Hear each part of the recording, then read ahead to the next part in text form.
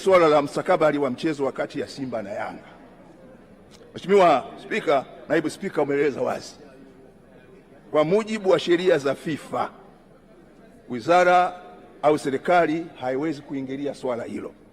Swala la ligi linasimamiwa na TFF, linasimamiwa na bodi ya ligi, na kanuni haziruhusu serikali kuingilia mambo hayo, kwa sababu ukifanya hivyo FIFA itaifungia Tanzania. Sasa kwa ndugu yangu Swale na wanasheria wengine, hilo jambo ni sub judice, na kwa sababu ni sub judice siwezi kulisema. Nikilisema nitakuwa nimefanya makosa ya padri kutoa maungamo. Kwa hiyo tunaendelea na juhudi mbalimbali, na mazungumzo yetu yaligusa kuhusu kuboresha mchezo wa mpira katika nyanja mbalimbali. Mheshimiwa Naibu Spika, nichukue tena kuwashukuru wabunge wote waliotoa maoni ya kwamba Rais Dr. Samia Suluhu Hassan amepewa tuzo kwa kufanya maendeleo ya michezo. Hakika Dr. Samia Suluhu Hassan amekuwa ni hidaya ya taifa letu. Dr. Samia Hassan amekuwa ni hiba ya taifa letu katika eneo la michezo, sanaa na michezo. Na mimi tunaunga mkono kabisa wazo hilo la wabunge la kuwa na aina maalum ya tuzo kwa Mheshimiwa Rais kwa kutambua mchango wake mkubwa katika sekta hii ya michezo, sanaa, utamaduni na habari.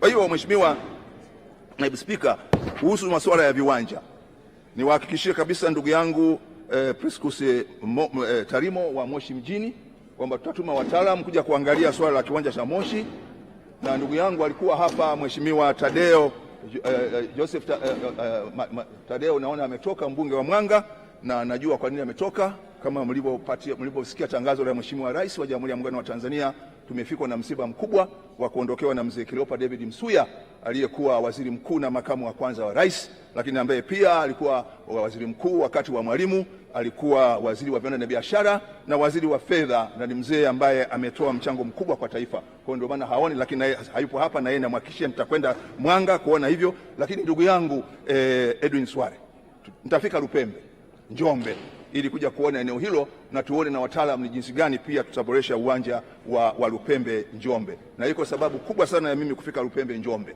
kwa sababu mama yangu mkubwa nilikokulia aliolewa na Rutangiro kutoka Lupembe. Kwa hiyo nitakuja huko.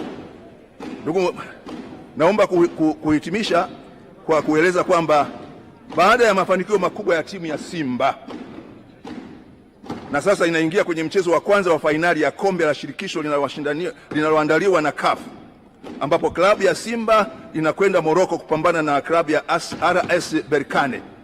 Serikali ya Jamhuri ya Muungano wa Tanzania inayoongozwa na Dr. Samia Suluhu Hassan imefanya maamuzi ya kutoa ndege itakayoipeleka klabu ya Simba Morocco kwa ajili ya mchezo huo.